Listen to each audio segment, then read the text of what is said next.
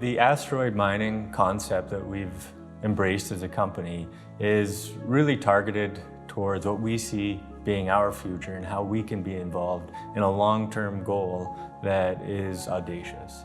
Something that is worth going after and something that we're excited to be a part of. And we're trying to do more than just having our company lead this. We're actually trying to create a community within Saskatoon and economy within Saskatchewan that is pursuing this long-term goal. Saskatchewan competitive advantage when it comes to asteroid mining is our expertise and knowledge for mining very specific things, which is materials that we currently already mine in the north, and using technologies and methods that are going to be critical for when we are actually mining in outer space. And those things include sorting systems, being able to pick out the valuable materials out of raw rock, basically, and being able to do autonomous remote investigations and autonomous remote mining. So these are things that are commercializable in the meantime while we look at the long-term goal of asteroid mining. The way that this will impact the world is it'll allow us to be able to mine minerals in a much more sustainable environment for the Earth. We can do this in an environment that is so remote that it'll never impact humanity on Earth.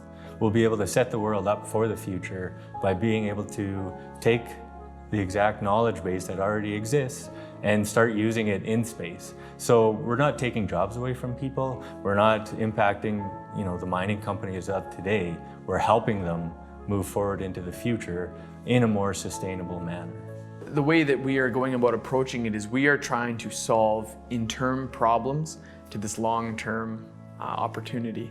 And so we're not going to control the economics of space travel. We're not an aeronautics company or a space company.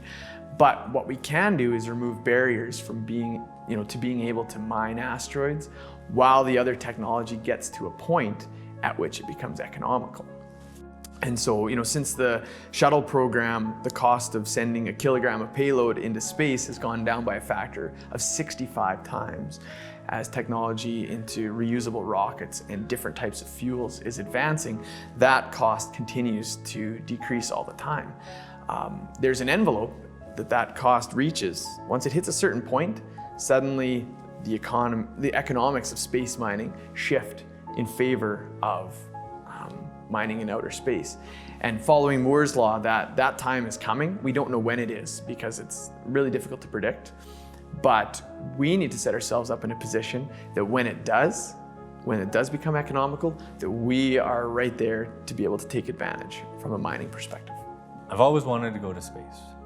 And ever since I was a child, that's something that I dreamed of. Growing up on a farm, I've just looked at the stars my whole life.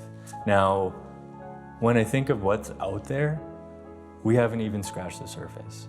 And I want to be involved in further digging into that surface and further uncovering what mysteries exist out in space, out in our universe, and really try to uncover, the purpose of life.